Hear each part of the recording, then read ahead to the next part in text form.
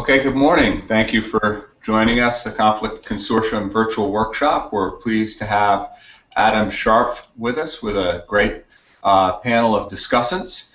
We're discussing Adam's paper, Regime, Organizational Rivalry, and Repression in Counterinsurgency Wars. And Shanna is going to get us started with a few minutes of comments. So let me turn it over to Shanna. Great, thanks. First of all, Adam, let me just say that I enjoyed this paper a great deal. I think it's coming together well. I think it does a nice job challenging some of the conventional thinking about whether or not autocracies are more brutal in counterinsurgency conflicts. And I found the mechanisms interesting, sort of helping us think about that question in a really different way. While still sort of drawing on, I guess, enough, of what we know about principal agent problems and things like that, I found it a reasonable, tie to what we know about this question. I thought I would focus on a couple points just to get us started. Theoretically, as I said, I think there's a lot going on here that's really interesting and novel.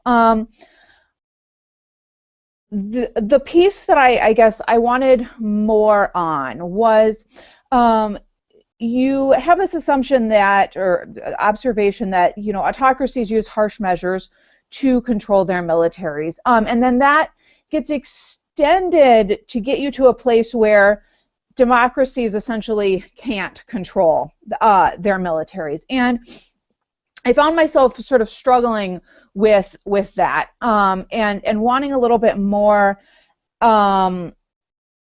justification, maybe addressing things like the role of a free press in democracy that might help to reveal information about what the military is doing.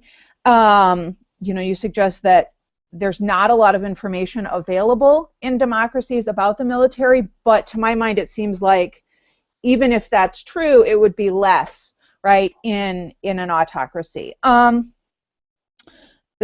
sort of second point related to that is the suggestion that because autocracies do punish violators, that democracies don't. And I guess I had two questions about that. One is whether or not it's really true that democracies don't sanction violators who are repressing at high levels, and whether or not autocracies really even care, right, if the military is killing a whole bunch of people in a counterinsurgency war, right? So I wanted more on those pieces in the theory. In terms of the empirics, I'll maybe highlight two things here. The first is your measure of repression. So you use the political terror scale. And when you get to the discussion of your robustness checks, you address one of my concerns, which is that most of the wars you're looking at aren't happening overseas. But if you look at the list that you have in the appendix, a big chunk of them, I counted about between 40 and 45%, just sort of based on eyeballing, are regional separatist conflicts. And my understanding of the political terror scale is that it's an aggregate scale nationally. And so I have some concerns with the assumption that maybe you're killing a ton of people in a territory, excuse me, in a given region, but does that translate into wide-scale repression in the broader country? I don't have a great suggestion of another measure that's sort of automatically available, I guess, but I would think that you could construct something using those same sources of data, right? So Amnesty reports, State Department reports, etc. That would be a little bit more focused on the territory in question, right, where the forces are actually operating.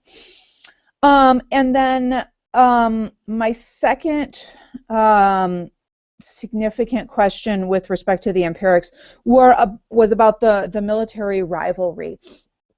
And I think it looks to me like the regular military branches and paramilitaries are conflated, and I wonder about that and whether or not that maybe creates some problems for you.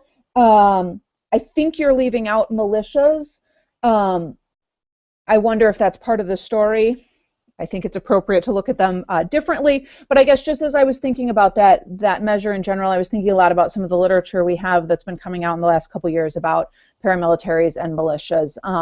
That helps us think about how they're a little bit different than branches of the regular military. So.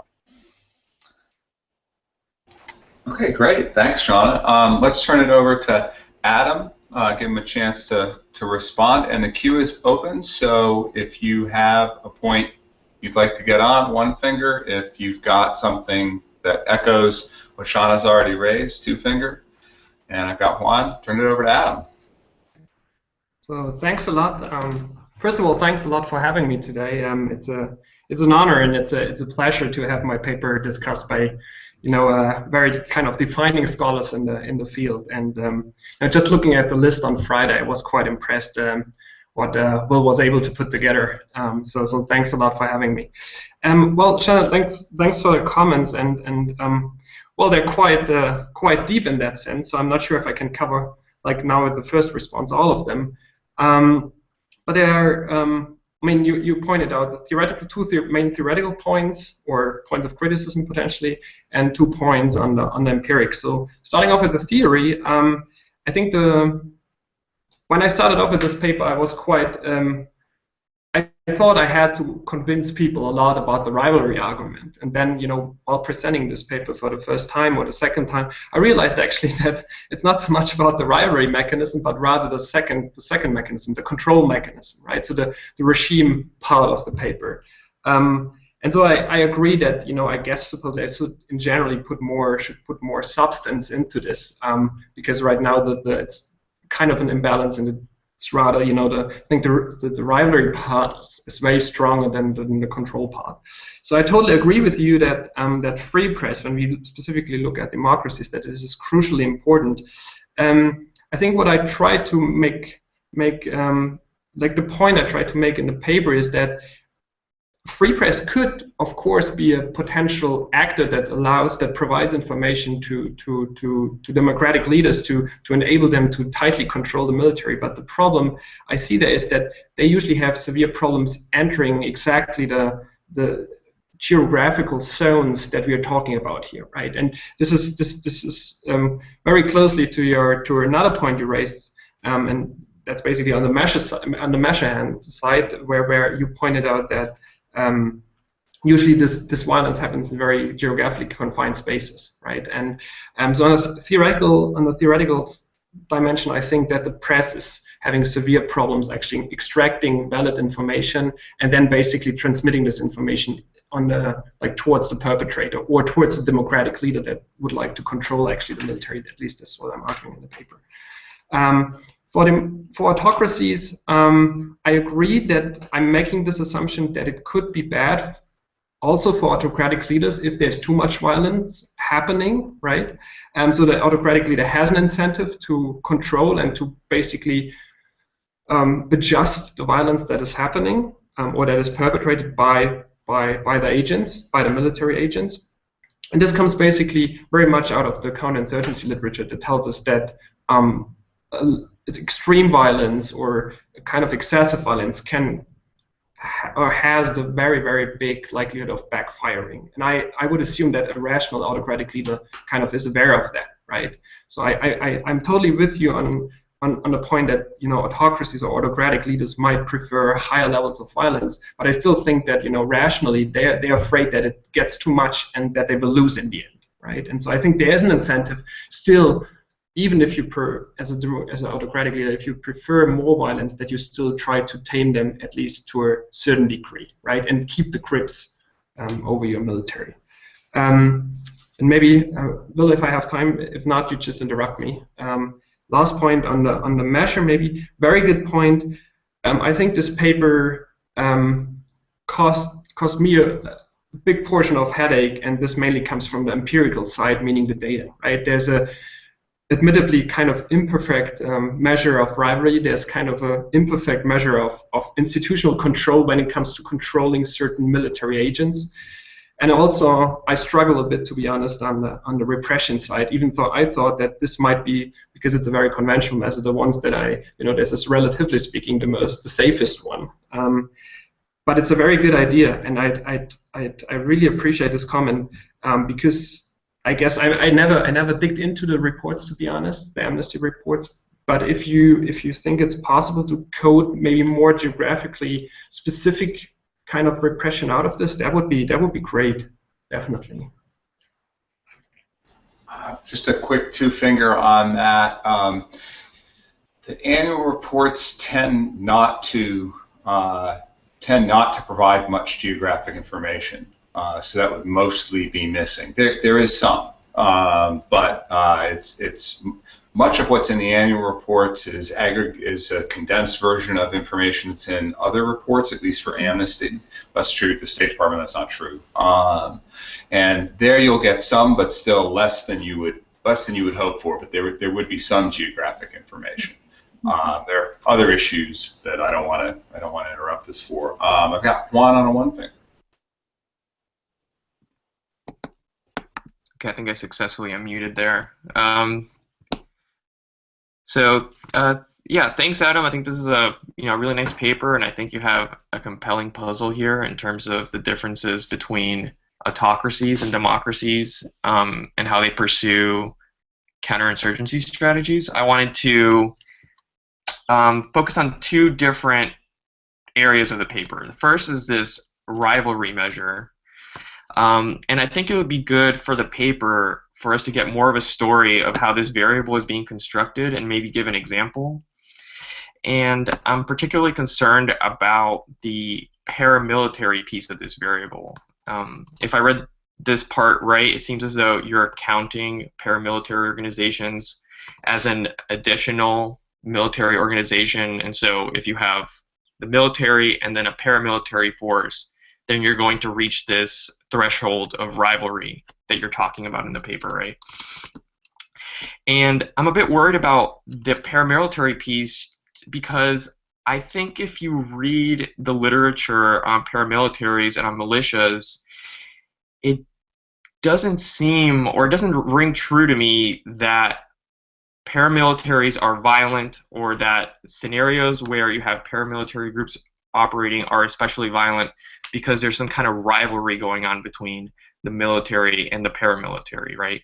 I think if you look at the case of Colombia, for example, that I know very well, if you were to look at government activity and paramilitary activity over time, what you'd actually see would be something more like a substitution effect, right? Like, as military activity goes down, the paramilitary fill that space, and they're particularly violent because they don't have the same kinds of restrictions or constraints that the regular military has. And so I think it would be nice, at the very least, to get to see some robustness check on this, like excluding paramilitary groups from how this variable is constructed, but more generally giving us more about how this variable, how you're constructing this variable.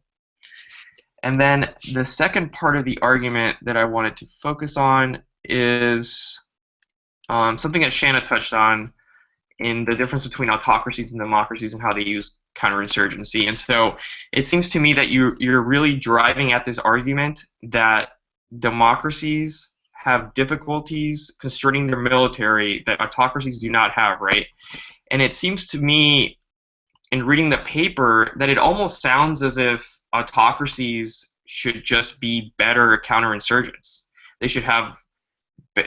It almost sounds as though autocracies are going to have these, well-oiled machine militaries, right? And I just don't know that that's necessarily true empirically, or I don't know if that's part of your argument either. I think that's something that maybe could be developed more. But it just might seem as though your argument suggests that, for example, autocracies would win more of these counterinsurgency conflicts than democracies. And so those are the two parts of the argument I want to talk about. Nice. Adam? Okay. Perfect, Juan. Thanks a lot. Again, great comments. So I've been thinking a lot about this rivalry measure and specifically the paramilitary part, and I guess I'm very much influenced by my supervisor, Sabine Carey, who keeps actually, well, shows in her work that you know, we have the militia bit that is very loosely connected, very loosely controlled by government leaders. So they're very far off. And supposedly we have kind of in the middle, we have the paramilitary organizations, and then we have the real, like the army and the navy and the air force, right? That are very, very close and supposedly even a bit strong or controlled. And I think this, I would totally agree with you that this paramilitary part might be a bit tricky. The very cheap answer is I thought about doing at least a robustness checks, because I mean, if you have suggestions concerning the data, then I'm happy to have them.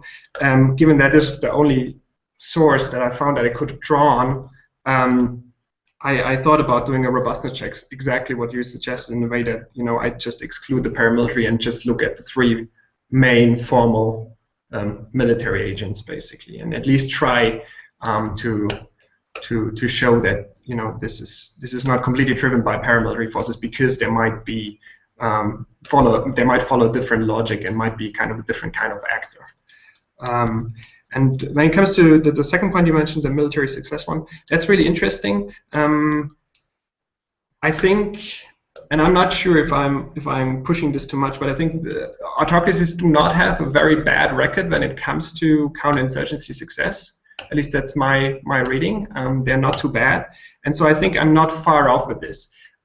However, in the paper, I'm trying to be very nuanced when it comes to military success or victory, because I think, you know, the repression that they produce is kind of a like a first step. You know, this rather speaks to dynamics, and then there are like other contextual factors and so on and so forth that could basically then in the end determine the outcome of a war, particularly if this war is going on for like almost for decades, right? Like, for example, in Colombia. So it might be in there. I'm not sure I should push this too hard, to be honest.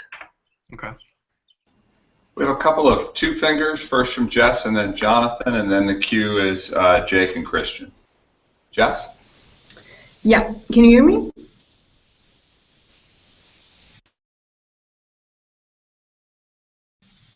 Hello?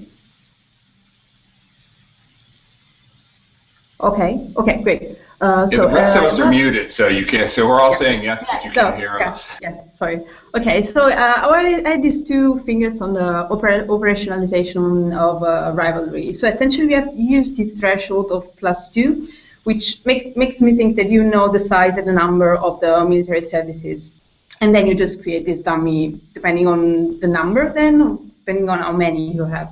Then I was wondering if you have thought about, since you have size and number, maybe you could also think about creating an alternative index of rivalry, which is a continuum measure of this, because at some point you also cite Esteban and Ray, so I think you were referring there to polarization index. So maybe, depending on whether it's more about the size or the number of groups, you might think about using, for example, fractionalization measures or polarization, even just as a robustness checks, just to make rivalry more as a matter of degree of rivalry within the military. So it could be, I think, an interesting robustness checks to add to what you already have, and it shouldn't take much of an extra effort to do that.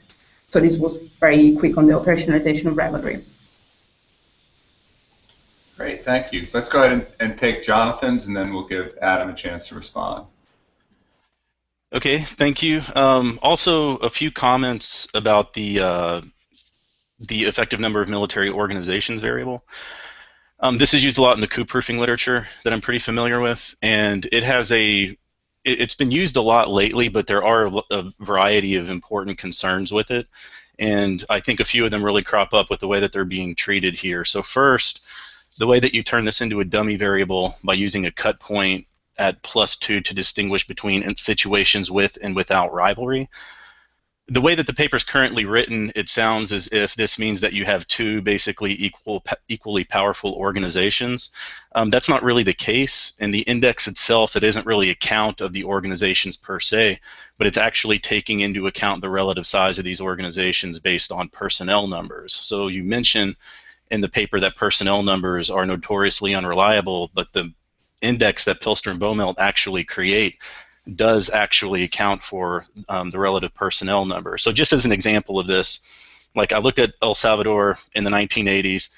During their civil war, they're rated about a 2.1 on this scale. So this would come into this thing as a situation of having a rivalry. But the reason why this gets so high is because you have the Army with 38,000, the Air Force with 2,500, the National Guard with 4,000, National Police with 2,000, Treasury Police with 7,000, et cetera, et cetera. So a lot of these numbers are going to be pretty high because it's an accumulation of a lot of very small other groups that oftentimes aren't really going to be seen as rivals to the armed forces. And at other points, and I think this is going to be the largest issue with that measure, the military balance data does not account for some pretty notorious episodes of rivalry. So for example, Iraq's Republican Guard isn't captured in this data set because it was technically under the command of the Army. Now it basically behaved independently on the ground in the way it was actually operated, but it isn't included as an independent paramilitary organization. The same goes with Gaddafi with his Republican Guards in Libya. Gaddafi is actually, according to that data set, one of the least coup-proofed regimes or least fractionalized regimes in the world. And you know, not really anyone would think about his army as being centralized, but that's the way it looks in the data itself. So one of the things that I would really encourage you to do is really get into the data set and figure out how much it is actually capturing what you're arguing for in the paper. And in particular, that cut point of +2. Most of the countries that I've seen that rank really high on this scale, it's largely a product of geographical peculiarities, like they have very long borders or they're island nations like Indonesia. So it might help to include some sort of geographical control, like the size of the country or the number of international borders or something like that. Okay, and Adam, as I segue to you, I just I think Shanna's already asked for this, but just to echo it, definitely more information both in the paper and in an online appendix for someone like myself who's not very familiar with these measures, period, and so definitely more information as well as the various critiques. So let me turn it over to you for a response. And okay. You're muted, Adam. Yeah, I'm in now. I think you can hear me. Thanks, Will. Thanks, Jess. Thanks, Jonathan. Very good points again. Well, it's a tricky thing. So, you know, I approach this completely from the theoretical side, and I guess how you should do that, right? In the first step and the first ideas. And I always, you know, then I quite the literature, saw this rivalry is in there. It could matter, and then I thought, like, how can I measure this? And the very simple answer to both of your concerns, and this is supposedly not the most sufficient and the most convincing one, is it's just the data I have, right? And I know this has problems. I totally agree with, I basically agree with all of the points raised here in terms of, you know, geographical peculiarities, the cutoff, and so on and so forth. So the question would be how could I, you know, which data could I draw on, or how could I basically prove this measure in a more convincing way, or how could I make this more convincing also from the empirical side? And to be honest, I don't have a very good answer to this right now. So it's, I mean, if you guys have any ideas how I could, you know, get better information on this, or how could I extract more substantive, like you know, how I could empirically get closer to the theoretical concept. I think that's the fundamental problem here, right? Because we are I think in general in conflict research, we're lacking really good measures on the formal military police security apparatus. And so I don't know how to handle this in a better way, to be honest. Christian on it too. You're muted. And no. Unmuting is not always easy in this thing. This is crazy. So directly kind of on this point, so I'm like waiting to see what Jake has to say, but my thing was alternative explanations for the numbers of different organizations automatically proxying problems or conflict without any discussion of rival explanations. So the geographic particularities is one. The first thing I went through was like, well, specialization and differentiation, right? So I was kind of going, well, let's do this. I'll do this. Okay, we need another organization. Somebody had some other organization that didn't want to get, there was an org story there, right? Or a proxy's money. So it seems like if you want to get me to competition, then you need to get me there. And maybe, and I think you're right in many respects that we kind of need this cross-national database of organizational characteristics. I have this grant that cannot get freaking supported. Hopefully you're a reviewer on it that talks about measuring some of these characteristics, but we were looking at Jane's, national constitutions, and kind of historical monographs in order to get some sense of how things are related to one another. Your story about different organizations being kind of like fighting over the goods, and then then there's going to be some problems or there's some competition. Either you can basically tell some very in-depth stories and then say, well, actually, these stories are really kind of associated with the number of different institutions. I don't know that that's necessarily going to do it, but that'll be something. Because right now, it's just like, there's a lot of organizations, so therefore there will be conflict and competition. And I'm like, not necessarily. I mean, Weber would be like, yes, we would expect more professional organizations would have larger numbers and greater jurisdictions. And so you need to kind of get us at the jurisdictional overlap. You need to get us to that tension a little bit better. And you could either do that from kind of going like to some cases and then draw some, make some assumptions that this kind of is more or less comparable, or do some more detailed coding from some of these other sources like Jane's and so forth that actually do talk about some stuff like this. Okay, great, thank you. Jake on a 1, and then Christian on a 1, and after that the queue is open. Sure. So, the thing I really wanted to pick up on is this discussion of the measurement, and I was pretty unconvinced, right? There's got to be some like direct evidence that variation in the measure of rivalry captures variation in the concept. And right now, the extent of the evidence on that is like this one citation to previous work, and then you do some dichotomization of that, or show that the results are robust, treating as continuous. But the measure in the previous work seems like highly suspect, right? You have a function of the number of personnel, right, from which there's a procedure of unknown quality to estimate the number of organizations, which we just talked about a little bit, and then you dichotomize that. That's just seems very, very arbitrary. And what was interesting is I took a look at table A5, and that kind of highlighted for me the problem, right? In that, in the text, you use a bunch of examples from the US and UK to kind of motivate the theory. But then they're both showing up as no rivalry examples in the appendix table. Right? And so that struck me as a little weird, so I wanted to understand a little bit better what was going on there. And so, that was kind of on the measurement side. On the estimation side, there were kind of a few other issues that I wanted to raise or to think about. And the first is there's not a sense here in which in the research design you're picking up on some source of variation in rivalry that is kind of independent of force levels, right? And in fact, rivalry is a function of force levels, right? Rivalry, as you measure it, is a function of force levels and of the kind of balance between forces. But those things are surely related to the level of counterinsurgency threat, and that's also going to be, and then they're also going to be related to the use of violence. So you kind of got this baked-in relationship between variation in the treatment and variation in the outcome, and exactly what that is kind of unknown because we don't know enough about how you're picking up rivalry. So I think that's kind of a core problem to grapple with.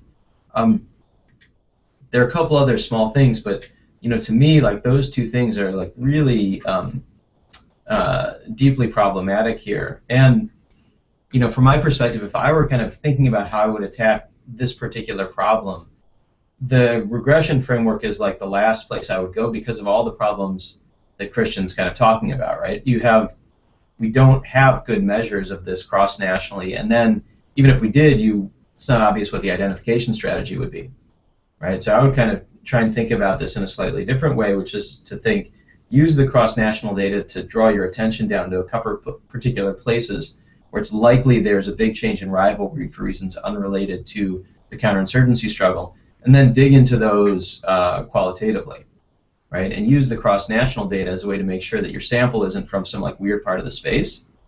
But I think this is like a problem where, to me, the regressions are it seems like there's a really huge set of intermediate steps that you need to nail to make those persuasive. And so if the theory is driving you, which it should, then I would think about a different empirical approach. Great, thank you, Jay. Adam?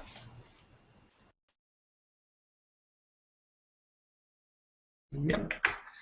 Okay, thanks a lot. Tough questions. So or comments. So I guess the first one on the anecdotal evidence. I think there the thing is that that again constrained by the data, which is always like not the best way to approach this. But given the constraints I face due to the data, some of the anecdotal evidence I can provide in the paper for this, like the repression inducing or repression driving factor of rivalry comes out of conflicts or of time spent that I currently have not covered in my sample. I think this explains partially why the U.S. and specifically the United Kingdom does pop up in the corner of the crosstab in table A5 where you would not expect it to pop up. Right. So I'm pretty much convinced that if I could extend actually the whole empirical setup, so the data coverage, I would see in the cells that I would expect like cases like the UK to pop up, that I would have observations there.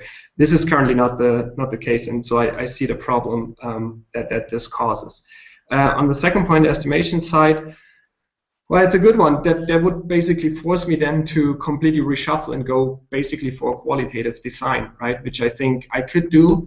I think the decision to follow up on this like with a regression-based research design is that I wanted to know how much it actually, if there's a I got good anecdotal evidence on specific cases, but I want to know, is this a general pattern we are seeing? And I see that from a causal inference perspective, this is supposedly not the most convincing design that I have right now, right? So I definitely, I don't know what you think about me providing, and I think this responds to what Christian mentioned, is that I tried at least to do little case studies where I show the mechanism, right, and show how it works out, given then the larger empirical like research design part. I'm not sure if you find this convincing. I'm happy to have your opinion on this one. Okay. Christian on a 1, then I've got myself on a 1, and Q is open beyond that.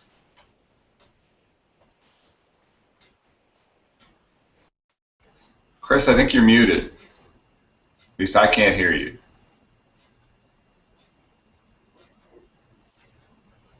Can anybody hear Christian?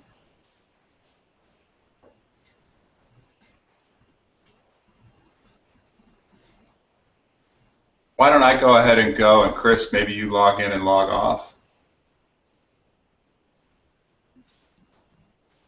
All right, so I'm going to go and maybe log in and log off and log back in.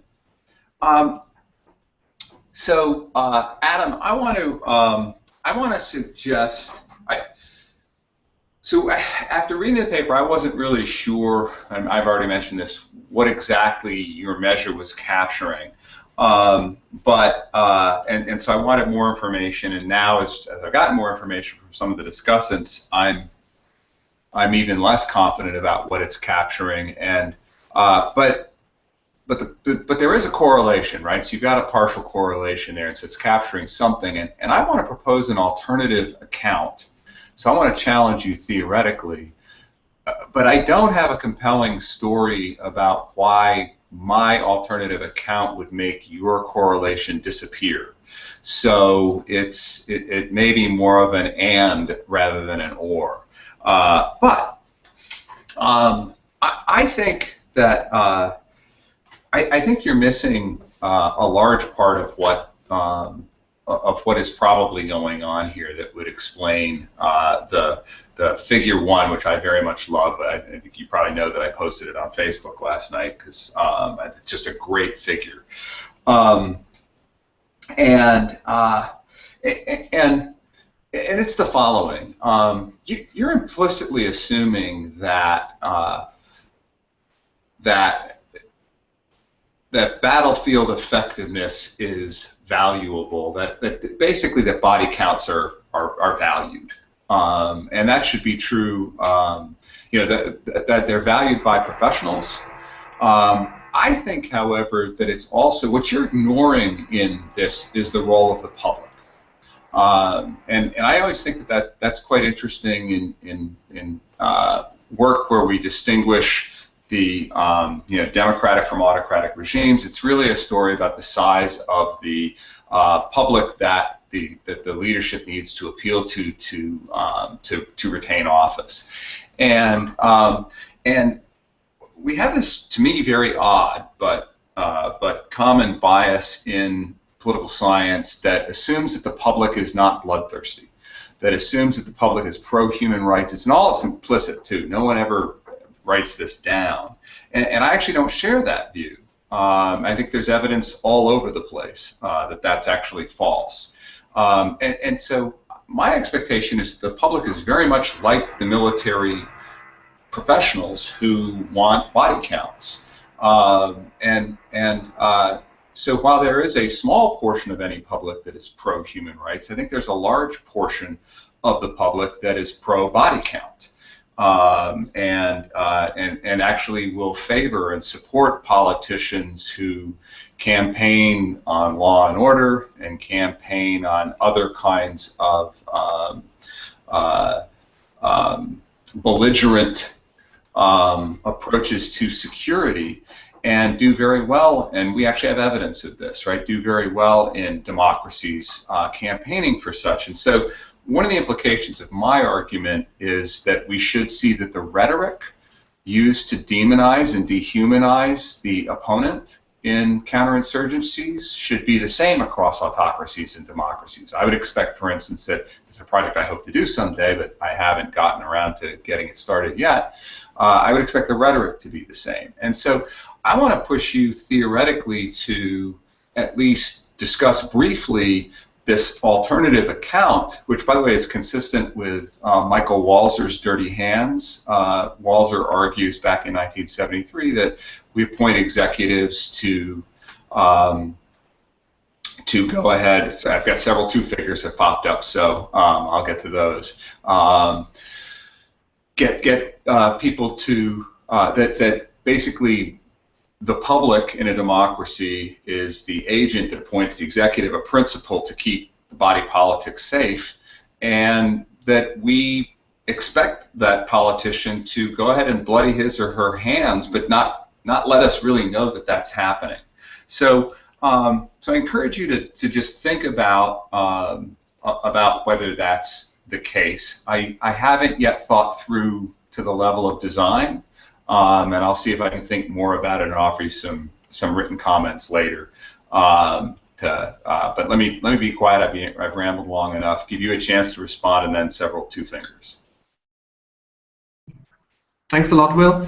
To be honest, this is something I have thought about quite some while because if very simple, if you look at, I think I saw it like last week, a survey where there was this, they asked people in the US about the support for torture, and people you have this constant 50 to 60% of people saying, if there's a threat and if we can extract information that leads us to counteract terrorism or an insurgency, yeah, it's necessary, we should do it, right? And I'm not making this assumption, like you pointed out. I'm not making this assumption in the paper that we have this majority that really wants to see blood, that says, yeah, body counts. Let's just slaughter basically the population that supports the insurgents, and then we get rid of this problem. I'm not making this case, I think, for one big reason, and this is that the accountability that a democratic leader faces is only partially still to a substantive amount, but only partially driven by the domestic audience. But I think the other side is actually the international audience, international actors, and I'm not sure if they would go along and share this opinion that the domestic audience or the domestic actors might have. And empirically, I tried to account for this because I assume that still, that this might pop up. That's why I included actually the number of guerrilla attacks during a year within a counterinsurgency campaign, because I think it could, if there are more attacks, maybe then the civilian population presses, especially democratic leaders, more to do something about this, which then could basically lead to a higher repression, right? So that the democratic leader sidelines with the more extremist folks in the civilian population that really tell him literally, get a solution out, get it done, get it fixed, because we feel threatened here, we feel insecure. But still, good point. I think I let it. Okay, great, Jay. Yeah. So the big example here that I thought of when I was reading, which was the counterexample, was the Marine Army rivalry in Vietnam, and the rivalry was exactly over the Marine Corps saying we are doing a better job because we are engaging in less indiscriminate use of firepower, and we're doing more to protect the population. And so the inter-service rivalry, at least in that conflict, played out in exactly the opposite way that you posit, right? The competition was over basically not body bags. Right? And you actually had one service taking kind of significantly higher casualties in the short term in order to try and sell that story, which was about something that looks much closer to what might be the kind of doctrinally nice counterinsurgency practices. Okay. Christian, I think. No, it's Juan. Okay. Yeah, so I just wanted to comment on this first figure and I guess how you're presenting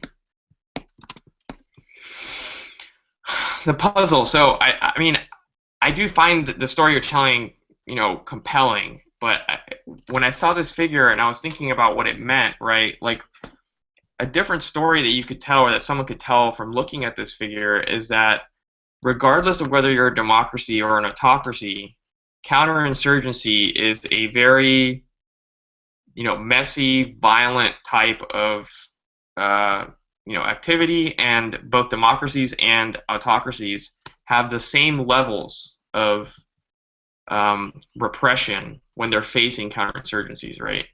The real difference between democracy and autocracies is this baseline level of how repressive they are when there is no counterinsurgency taking place. And so, to me, that kind of raised two questions. The first would be a more methodological question about taking into account differences in baseline levels of repression in your units, right? And then, either through fixed effects or random effects or some other modeling strategy. And then, what was the second thing I was going to say?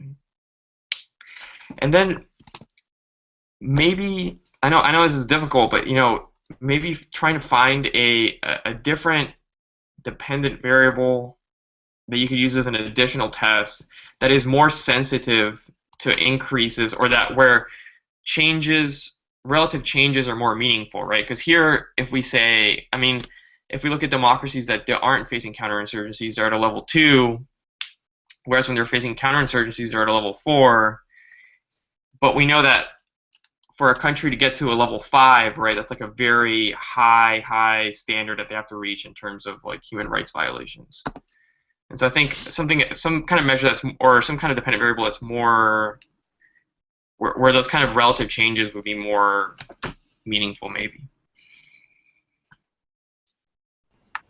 Okay, Adam, would you like to respond to either of those, or should we collect the one from Chris as well? Okay, Chris. Let's go ahead with Chris. Yeah. Okay. You hear me now? Mm-hmm. I kind of have like a 3 at this point, though. Okay, so a couple of things. One, Will, on the rhetoric of repression piece, I've been collecting stuff for like 4 years now on what political authorities and different people are saying as they're repressing and what justifications they're providing. So also doing some stuff on individual opinion regarding different tactics, and so there's some conversations there. One of the comments that was kind of like the two. The one is on this issue of kind of what Table 1 means and an alternative story, kind of also where Will was going, which was my alternative story is my Democratic Peace Book. I think you have exactly the same finding, except I think my mechanism is right. So I'm just like, explain to me, you have an institutional competition story, and my argument is, which is kind of consistent with democracies can't control, but I'm like, they have no interest in controlling, kind of pushing where Will was going. A democracy has an interest in repressing. Everyone has an interest in getting like retribution. And so effectively this kind of like democracies are these wonderful places that wish to kind of respect human rights all the time and all this other business. Why go there when democratic leaders, if they wish to stay in office, will, under these circumstances, have every benefit, not cost, but they have every benefit to engage in repression. That explains the table as well. So from my perspective, you need to explain away that argument, which you don't engage with at all. And so, dude, I've been holding back the whole time. And I'm just like, Sabine would have led you there too, right? Because Sabine did some similar stuff to that as well. So I'm kind of like, so you're ignoring, forget me, right? I'm like, I'm ready to roll over, but you want to highlight some of Sabine's work, but ignore her earlier work. I'm like, yo, how are you going to pull that one off? Related to that, you have no discussion whatsoever of the overlap between coin and repression. I'm just like, hold on, Chris. Let's come back to the related to in a second. Let's give Adam a chance to respond to what we've got on the table. My bad. Okay, thank you, Chris. Maybe I start with Christian's comment first. So I'm not sure if I agree with you, and there's a specific thing to this that makes me believe that I'm not too far off, at least not as far off as you might think I am. And it comes down to the variation, right? If you're right, we would see, if this is really the case, and I'm totally with you on the point that democracies, those are not the nice little regimes, right, that keeps everybody happy. Certainly not. But I think if you look at figure A1, and that shows you not the median level, but it also shows you the variation. You see that this variation is way larger in democracies than it is in autocracies and anocracies. And my point and my understanding of this variation that is bigger in democracies is that they are not across the board. The baseline is not that they're getting across the board super nasty as well. But it depends, right? And I think this fundamentally asks for a more institutional-based explanation, and how violence is produced and how it comes around, right? And who's doing actually the dirty work. So I think there's more to it. And then, yeah, I think. Okay. Yeah. All right, thank you, Adam. Chris? The other point? So the other one was the conceptualization between, like, there's no discussion about kind of like, so clearly a lot of the political terror scale behaviors could be relevant to coin explicitly, but many are not. And so you need to differentiate exactly what it is that these are representing, because you're kind of suggesting that a coin campaign is a subset of PTS, but there's no discussions of the particular activities. We're definitely not getting to space and time, but that's fine. But at least give us conceptually what kind of activities are captured in PTS, because PTS is presumably coded, unlike polity, without contention being involved, right? So it's just human rights violations. Now, but not all human rights violations would be coined. So you need to get us to exactly what that Venn diagram looks like, and I think conceptually that'd be helpful. Related to that is the modeling of kind of like, who are these democracies that are having coin operations, right? I mean, so I wanted some kind of sequential model. Just like, okay, so everything, you have a democracy, everything's moving along, and then, okay, now they're in a civil war. I'm like, we've got nothing on kind of sorting between all democracies and democracies that are having these coin situations. And so you need to kind of differentiate those as well, I think. Okay, let's give Adam a chance, but I've got Shanna on a two-finger, and I wanted to encourage in particular Shanna, Jonathan, and Jess. If you've got one fingers, the one-finger queue is open, so please go ahead and jump in. So Adam, and then we've got a two-finger with Shanna. Okay, on the PTS, I think this speaks very well to Shanna's point, right? Again, so this is like presumably there's a lot of stuff going on in the country, right? And specifically if you tend to think that insurgencies are geographically limited, then this gives us a problem because I'm mixing kind of in repression, I'm mixing apples and oranges. And again, I haven't figured out a way, you know, to separate those two. Maybe maybe, yeah. I mean, I would be interested to hear what you think about this. Should I just, you know, conceptually discuss this, or is there a more substantive way empirically to go around this? I don't know, but I see the problem, and it's yeah, I see it. And then on democracies, there was actually a very early point Christian Cleavage raised on you know, might be that there's a latent type of democracies, right, that face a counterinsurgency campaign or engage in a counterinsurgency campaign in the first place, and that makes them, you know, going about this in a particular way. I think that is correct. I haven't had time to look into this, but I guess there's some sort of selection mechanism potentially going on that that drives or that plays into this as well. But I haven't had time to probably think about this or sort this out empirically. Yeah. Okay, great. I've got Shanna, myself, and then Christian on two fingers, and I've got Jonathan on a one. So Shanna? Yep.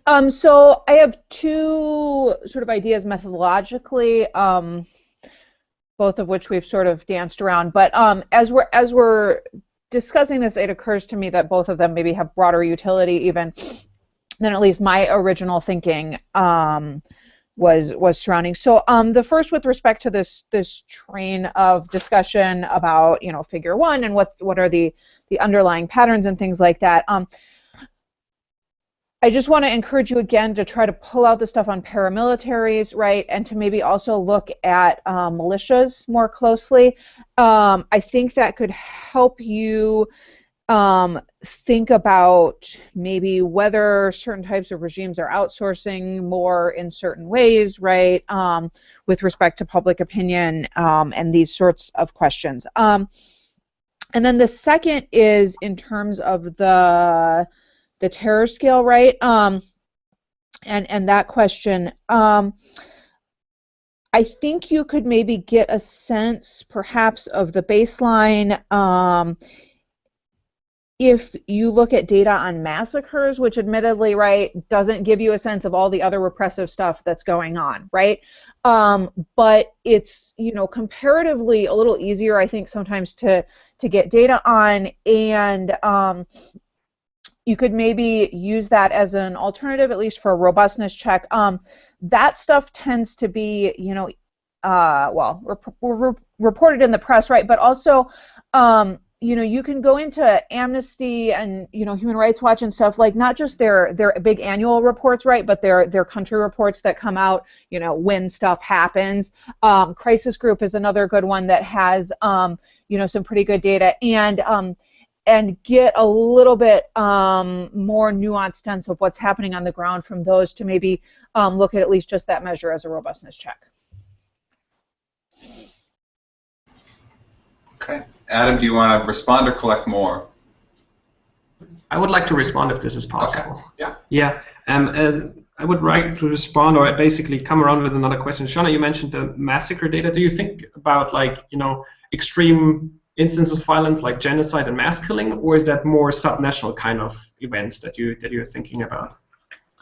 I'm thinking of not just at the scale of genocide and mass killing, right, but you know, less extreme massacres, right? If it's more than a few people, there are problems for sure getting that information right, but it's more observable, right, than stuff like torture, for example, right? Yeah, so Adam, I don't know if this is exactly what Shanna has in mind, but I'm thinking of the one-sided violence data set at UCDP, and then also Phil Schroed and Jay Uhlfelder worked on I forget exactly who sponsored it, but they also have a mass killings event data set that might be useful if you want to go that direction. I want to actually raise an issue with PTS.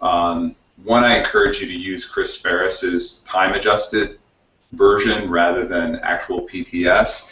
But two, Chris's version, as well as everybody else's, treats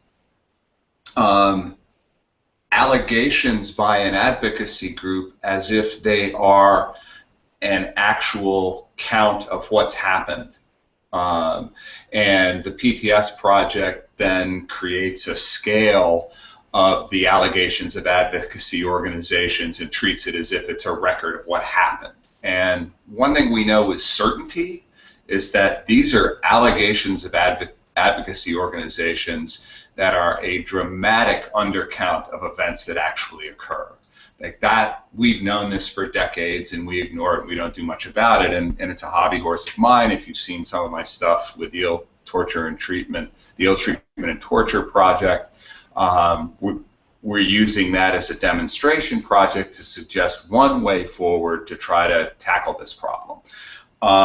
And it's particularly pertinent for those who want to be critical. I would not be in their number. But many people who will encounter this work don't believe that democracies are going to be equally bloody in their counterinsurgent activity.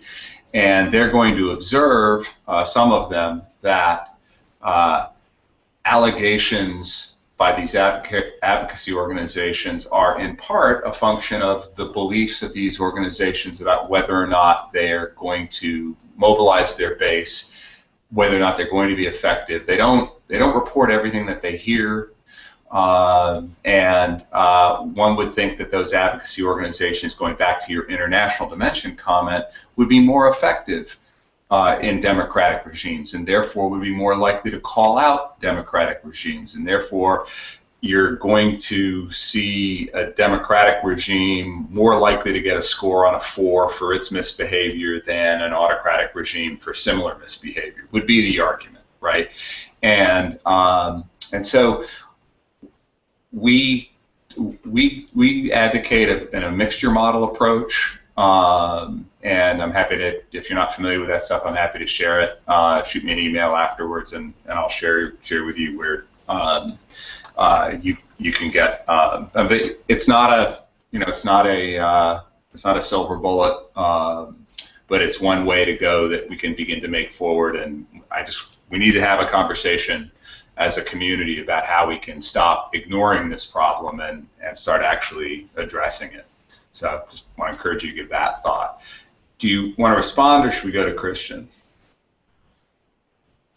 Okay, Chris?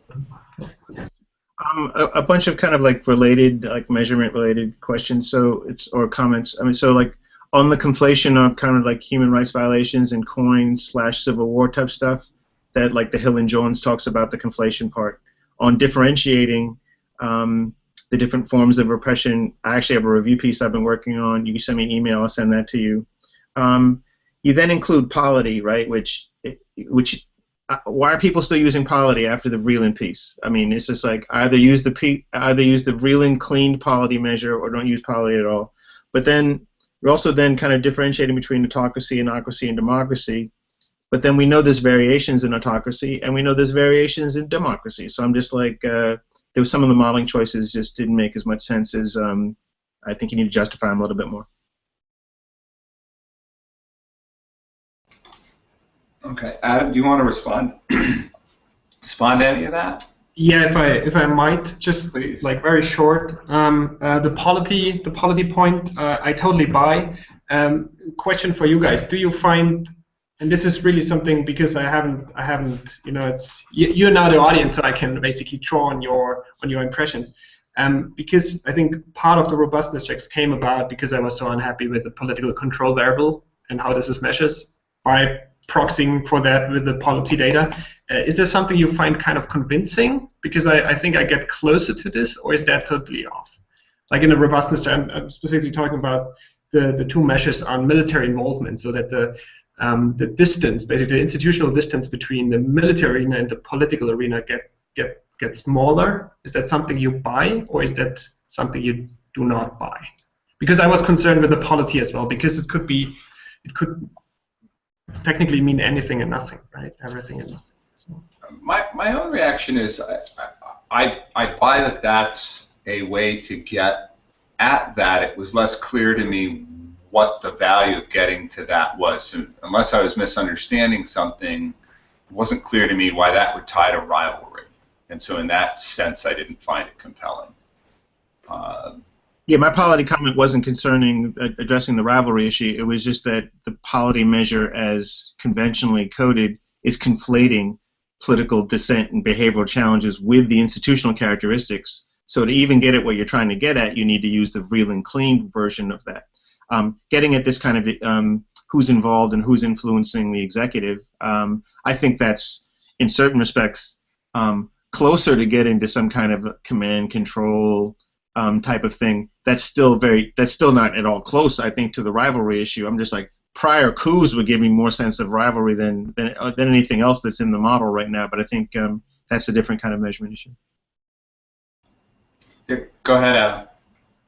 Just to clarify this point, so it's not a measure. It's not at all a measure of rivalry, right? It's a measure of institutional control. So polity and the two variables or setups with the military involvement or military excitative are measures for institutional or the capability or the institutional setup that allows control. Because my argument is that only if this control is not happening, then the rivalry aspect that induces repression or increases repression fully kicks in.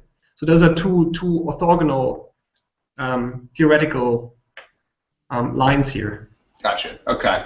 And then in that case, for me, I'll just speak for myself, that I found that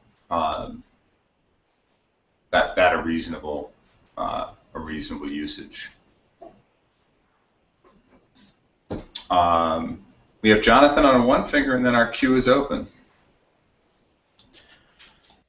Okay, so an issue that keeps coming up is the distinction between democracy and non-democracy. We were just talking about some of the data issues there.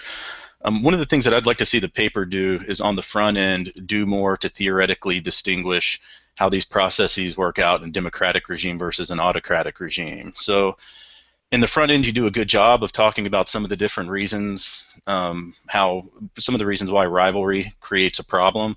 So we've got these cooperation obstacles, learning obstacles, we have different groups trying to outbid each other, etc. And you illustrate these with examples of democracies, but while I'm reading through these different categories of problems, I'm thinking of multiple examples of authoritarian regimes that have the exact same problems. So on the one hand, I'm really curious about what is it that's going to make democracy so much worse than autocracies when it comes to institutional rivalries within their armed forces.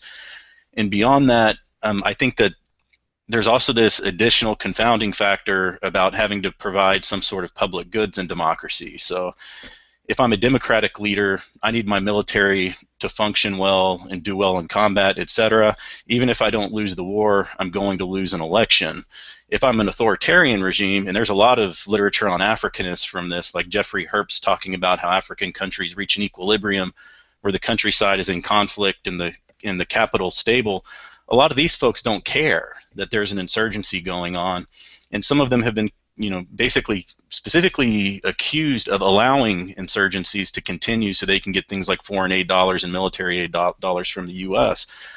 So even if we assume, that there are no other data issues or modeling issues with the paper, One of the questions that I would have is how much of this is a product of some authoritarian regimes just simply not fully investing in counterinsurgency like we would see democracies do. Okay, Adam, and then I've got Shanna on one finger. Okay, thanks a lot. I think I have to think about this. That's actually a very, very good point. A point that I raise in another paper, but like in this setup, I haven't really, to be honest, I haven't really thought about this that way. So you would just, Jonathan, you would think that then in autocracies, because they do not fully invest in their counterinsurgency capabilities, or they're not fully determined to finish off the insurgents, that this would also like kind of maybe drive even the rivalry effect or something like this, so that they then, well, is that just because it coincides? How would you see that? How would you picture that? I'm not sure I entirely follow what you're saying. So my main point is that a lot of times an autocrat just might not go out to the countryside and repress as a part of a larger counterinsurgency strategy, because the counterinsurgency isn't actually a threat to them maintaining power. So, you know, like we saw this, so a couple of the cases you have in here is Mobutu in Zaire, the DRC. During the Shaba conflicts, the military was constantly complaining about not getting the arms to either fight or repress, if we wanted to look at it that way. At one point, instead of sending arms, he literally, by multiple media accounts, sent something like 20,000 cases of Coca-Cola to improve morale.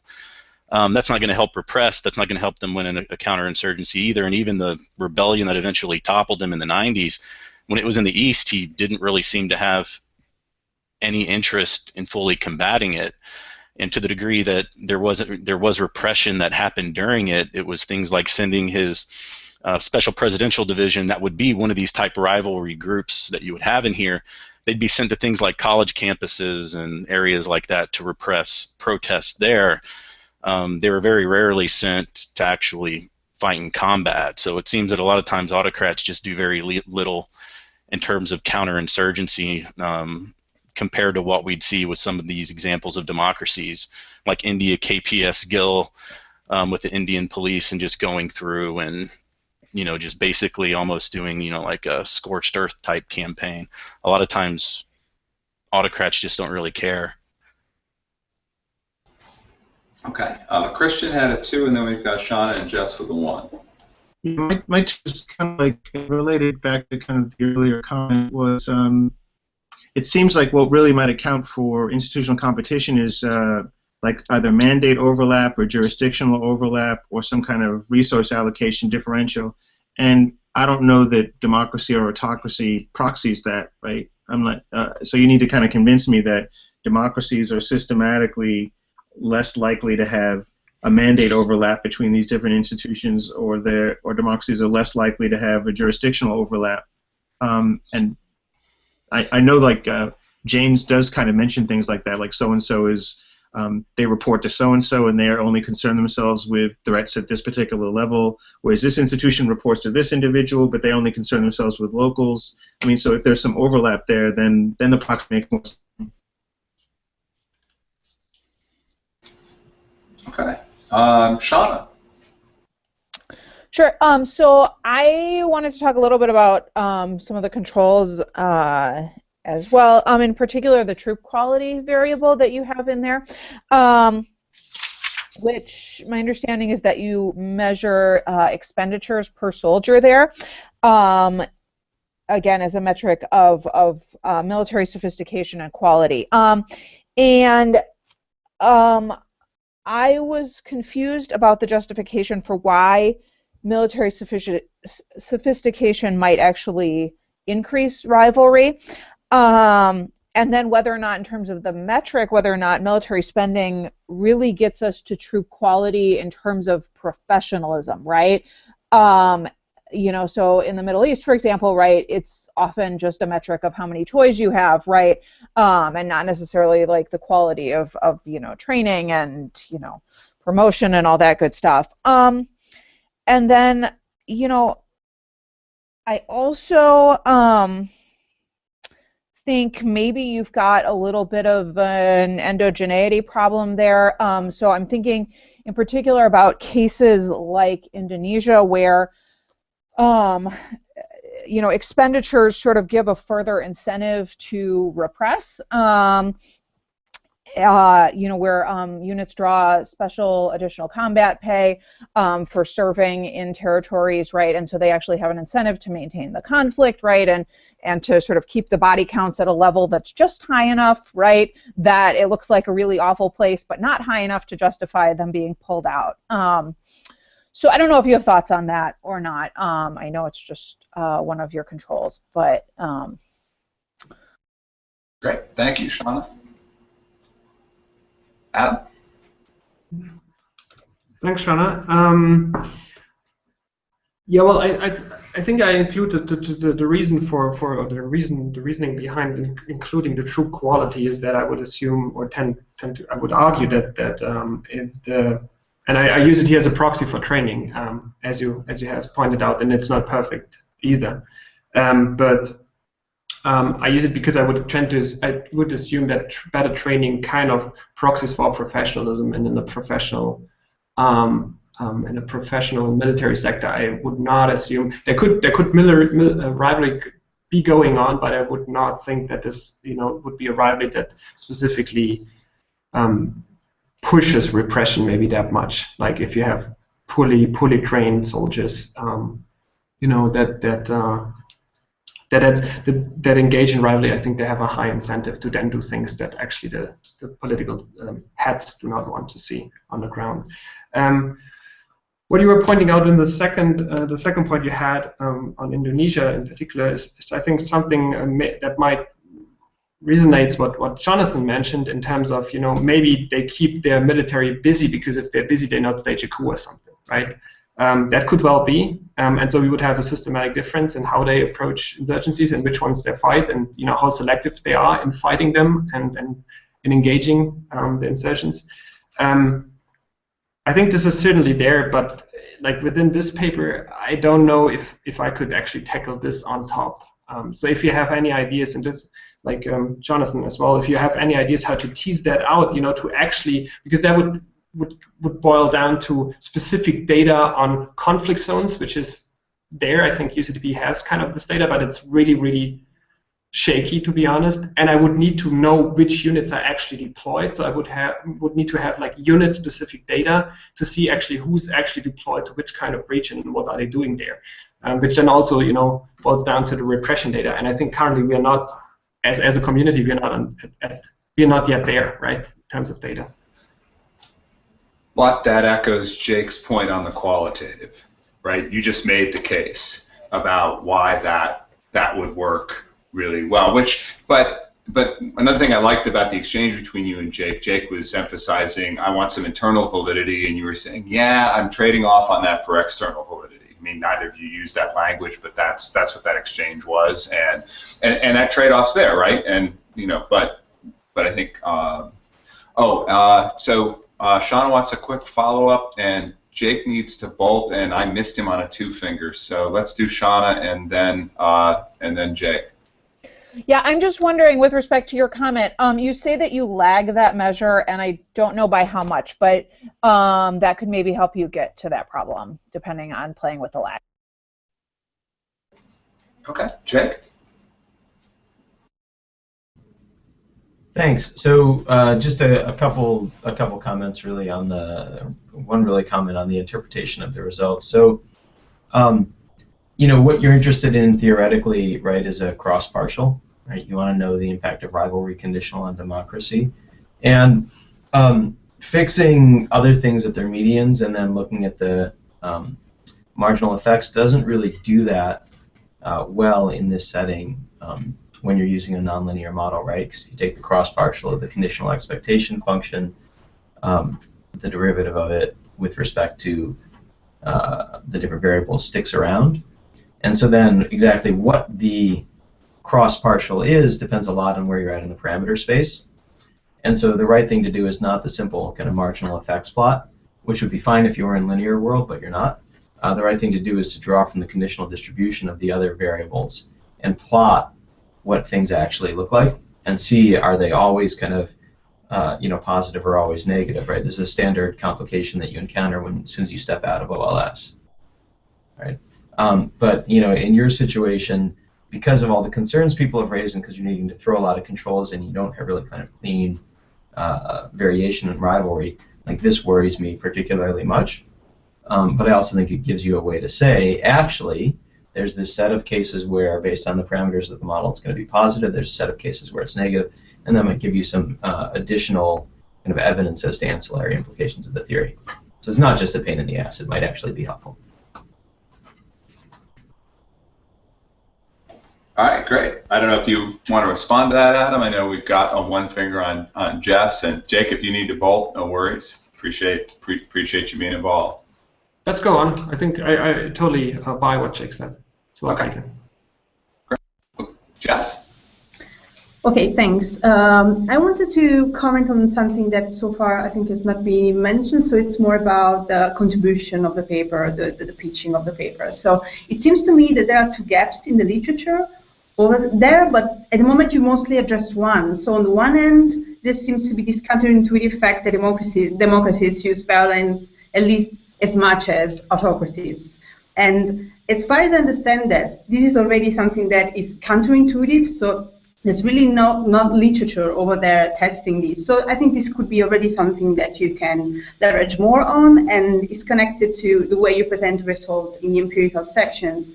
I would suggest you to adopt more of a stepwise approach. So maybe you could show the models without interaction and then with the interaction. This would also help a little bit understand better which are the baselines in terms of use of violence for autocracies, anocracies, and democracies. Still on this side, this is more also of a question that I have for you. Looking at the plots, I got the impression that it's possible that essentially there is a non-linear relationship maybe between regime type and repression, because it seems to me, for example, in figure 3, 4, B1 also, that the direction of the effect is similar for democracies and autocracies, but seems to be different for anocracies. Although the significance obviously is different, so we have, for democracies you have a significant effect, but the direction seems to suggest that there is something about anocracies which essentially makes them react differently to counterinsurgencies. And there should be some literature already there saying that essentially anocracies, because of their level of stability, tend to perceive threats in different ways, so maybe react to this in different ways. This is something maybe you may want to look more into this. I'm not saying there is a nonlinear relationship. I cannot tell this because obviously you are plotting an interaction, so I cannot really see that. But I was just puzzled by that. And last point that I want to make on, still related to figure 1, so what else could explain figure 1? You have plenty of explanations that have been provided so far, as also alternative explanations, but I was also thinking if you could maybe control for something about the nature of the counterinsurgency. So maybe there's something in the counterinsurgencies that democracies face that is different, essentially. You already do control for guerrilla attacks, which should tell us something about the intensity of the threat, but maybe something about the nature itself. For example, maybe guerrilla insurgents use more terrorist tactics, for example, when they are fighting against democracies. So depending on this, maybe you see just different reaction, and that's maybe why democracies might, for example, repress more harshly because they're facing a different kind of threats. It's kind of echo already something that has been there, has been said before. I wanted to highlight that again. Great, thank you, Jess. Let's give Adam a chance to respond, and then I've got both Christian and Shanna on a 2-finger. Okay, thanks, Jess. Maybe if you're starting from the back, so the last point you made on the nature of conflict. That could well be, and I think counterinsurgency campaigns, are distinct, and might some counterinsurgency campaigns show dynamics that others do not show.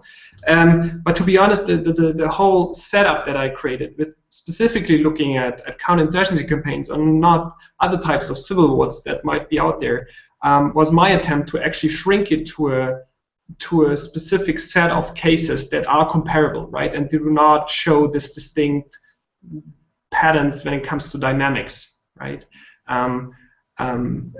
that's why I really try to keep it as similar as possible, those cases, right? Because if you include like conventional civil wars or other kinds of civil war types, I think that would really blow it up, because I then can't actually make the case that there are similar dynamics going on, especially from the non-state side, right? So like I'm trying to hold here the actions, or at least the strategy of the non-state actor constant, to then shed light on the response by the state. And the second one, to be honest, this distinction that I make between anarchcies and autocracies, I did so because I thought, the first comment I will get is basically, okay, if you just distinguish between democracies and autocracies, we know that there are very different kinds of non-democratic regimes, and I want to see this effect, how it maps out for full-blown autocracies, and I want to see it for more kind of semi regimes that lie between democracies and anarchcies, and maybe share some democratic components but are not yet there, right, in terms of full-blown democracies. And so this was my way of anticipating this potential criticism, and then opening the black box on the regime side to show that actually they're not that quite different, right? Yeah. Okay. Okay. Thank you, Christian. I'm actually glad to hear you make these comments, because I think it would actually, part of my concern with the piece is the lack of contextualization, and so I think that anarchcies have no effect on repression, right? So if Dave and myself were right, because we tried to look for the anarchy effect in addition to considering every other possible modeling approach to the relationship. But if you're really interested in trying to capture different institutional characteristics, then it's like go to VDEM, man. They have 300 variables that capture different aspects of institutional characteristics, and that'll let you kind of like unpack that a little bit. Anarchcies, we know that it's largely bimodal, right? There's hardly any cases in the middle, so there's a reason for trying to get at the different institutional characteristics that let you tease out better what that distribution looks like. And then on the other one, it's like that democracies are generally not that repressive until they're challenged. Well, we kind of know this, and so then you're adding another nuance, which would be very useful because it's not currently there, right? So under most civil wars, it's not the case. Democracies will ramp that up. Under violent protest, democracies will ramp that up. Under terrorism, democracies will ramp that up. You giving us a subset of civil wars is useful. That's currently not there because you don't seem to really acknowledge that this other stuff actually exists. So putting it in that context is very useful. But how are those civil wars different from other civil wars? That would actually help clarify theoretically kind of like what's at stake, what's involved, and then embed the piece within this broader literature to kind of go, okay, well, we don't understand these. Not all civil wars are alike. Important in and of itself acknowledgement, which much of the literature doesn't get at, but okay, what is it about this particular subset of civil wars that makes it conceptually important or theoretically important, and empirically you can get at it. And so I think addressing those two contextualizations broadens your audience, contextualizes the contribution a heck of a lot more, and to be honest, makes it a lot less likely for me to attack you in as a reviewer, because at present I would. Okay, Adam, do you want to respond or move to Shanna on a two-finger? I think I'm totally fine what Chris mentioned, and I have nothing to add to this. It makes total sense to me. It's good. Great. Shanna?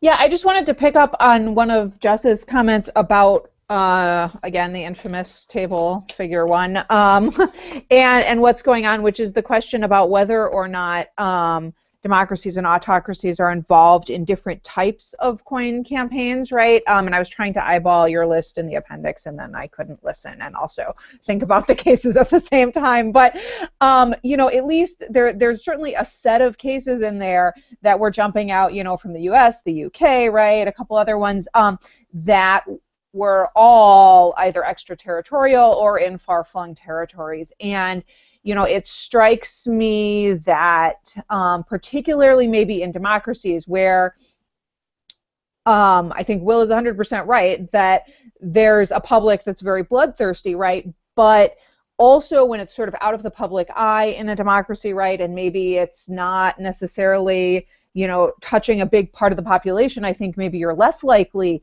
even to get the rise of a human rights interested constituency, right? That maybe you've got something going on there to look at as well. So.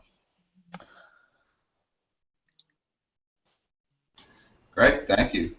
Well, we've got about a minute or two left. Adam, do you have any response to anything that you wanna put on the table, or to questions that have recently come up? I don't know. I could be tempted to do like a final statement or something like this, if you want me to. I think it's a go then, right? Well, otherwise you would have jumped in. So I just want to say thanks a lot. Very great comments.